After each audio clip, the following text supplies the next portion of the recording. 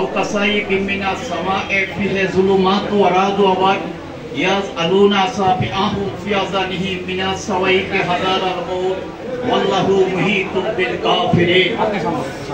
আমাদের ভারপ্রাপ্ত চেয়ারম্যান তারেক রহমানের নিকট আহ্বান জানাচ্ছি, আমাদের এই সমস্ত মেয়াদোত্তীর্ণ ভুয়া কমিটি, সকল কমিটিকে আপনি বিলুপ্ত করে আমাদের পুনরায় নতুন কমিটি দেন।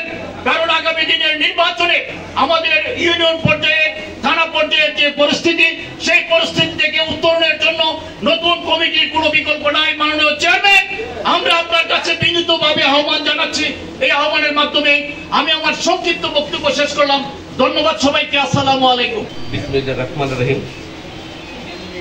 আমি শহীদ প্রেসিডেন্ট জিয়াউর রহমানকে শ্রদ্ধার সঙ্গে স্মরণ করছি। আমি আরও বিশেষভাবে স্মরণ করছি আজকের এই দিনটিকে। আমি বেগম খালেদা জিয়াকে সুস্বাস্থ্যতা কামনা করছি।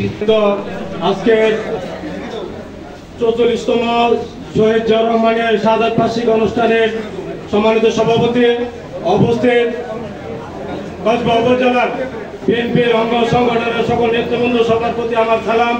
আসসালামু আলাইকুম।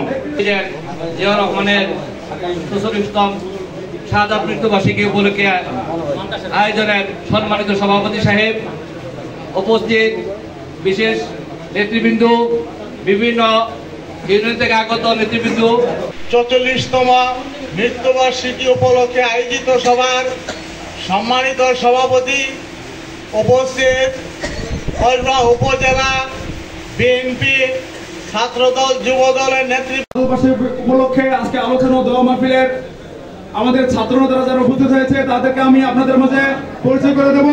আমি এই মুহূর্তে পরিচয় করে দিচ্ছি কসবা উপজেলা মুলগ্রাম ইউনিয়নের ছাত্রনেতা শাহজালালকে এবং ফয়সালকে আমি পরিচয় করে দিচ্ছি। মেহেরী ইউনিয়ন ছাত্র দলের ছাত্রনেতা আবিরকে এবং নাজমুলকে আমি পরিচয় করে দিচ্ছি। কসবা টিভির সংবাদের সাথে থাকার জন্য ধন্যবাদ জানাচ্ছি। পরবর্তী সংবাদ পেতে আমাদের চ্যানেলটি সাবস্ক্রাইব করে রাখুন।